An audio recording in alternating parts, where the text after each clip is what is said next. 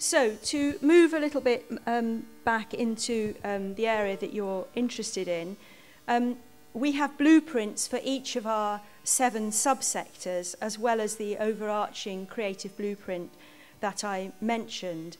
And the point about these is they are, again, based on labour market intelligence. So they give the key research on skills, needs and training in each sector. And we've just done one for the performing arts sector, which you can download.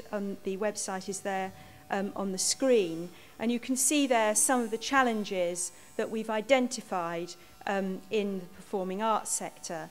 It includes qualification reform, not surprisingly, but other things as well, entry to the sector, diversity, and so on. It has detail about the dance sector, and I'll just give you a little flavour of some of the things that we've found out about the dance sector. So the dance sector contributes 1.09 billion to the UK economy each year, has about 6,500 individuals working in it, and you can see comparatively there's just over 100,000 working in the full performing arts sector. So quite a small, comparatively small part of it.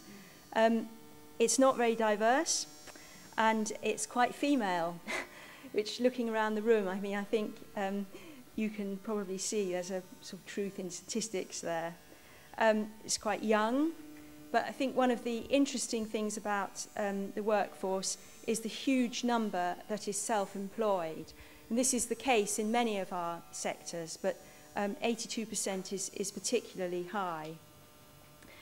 The next slide shows you the contribution to the economy by different parts of the performing arts subsector.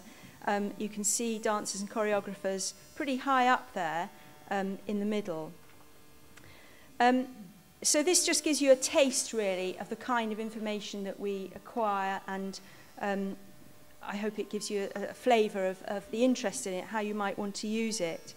We work as well with all sorts of stakeholders and groups, such as DTAP, and groups like yourselves are of interest to us because they can help us disseminate what we know, and we can also listen to you and find out from you what you would like to know, what we can do for you. We want to make you as highly skilled, as productive as possible. One of the things that often comes out of the blueprint work, which involves consultation with industry, is the need for better qualifications that are more fully, truly occupationally related. And I know Helen has led some work this morning on national occupational standards, so this is a bit of a revision test for you. I'm sure you know everything there is to know about them now. But in the sort of broadest way, our sectors have not traditionally engaged with the vocational qualifications world, partly because it's very highly graduate driven. And one of the things that our National Skills Academy is trying to do is to work with the FE colleges to bring greater awareness of the power and usefulness of vocational colleges, of vocational qualifications. Now, to make vocational qualifications, you need national occupational standards. National occupational standards are the building blocks of qualifications, and that means the qualifications are more genuinely related to occupations. Also, very importantly, that qualifications that are national occupationally standards based, NOS based, are much more likely to meet government standards for various funding schemes. Apprenticeships is a case in point. You can't have apprenticeships unless you've got qualifications that are vocational, that in turn are based on NOS. So you couldn't draw down the huge amount of funding that we've been able to for apprenticeships. I was in my notes going to say there are other schemes like Train to Gain, but it was cut yesterday, I think, so I can't really say that. But I also spent most of last week doing sort of 16-hour days writing a funding bid for a sort of successor, even then, to Train to Gain, which I think is also being already put in the bin. So, sad life, isn't it? Anyway, I still think it's generally true that what is good for our sector is to have things that relate to funding streams so that we can pull down the funding that is there instead of always saying, no, no, we don't quite fit that, no, no, we don't want to do that. So that has been a driving force for us.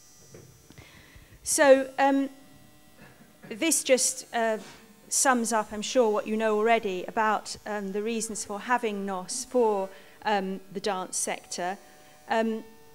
NOS can only be, I've used the word presented by sector skills councils. We are the kind of keeper of NOS to put onto the UK NOS directory, which is why Helen is working with DTAP and other organisations to work on the standards to get them ready for that directory so that they can be used in the way I've described. So that's also why it's very important for us to work with networks and groups such as DTAP that have such wide industry representation.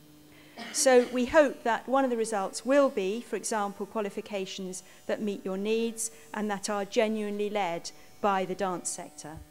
Thank you very much.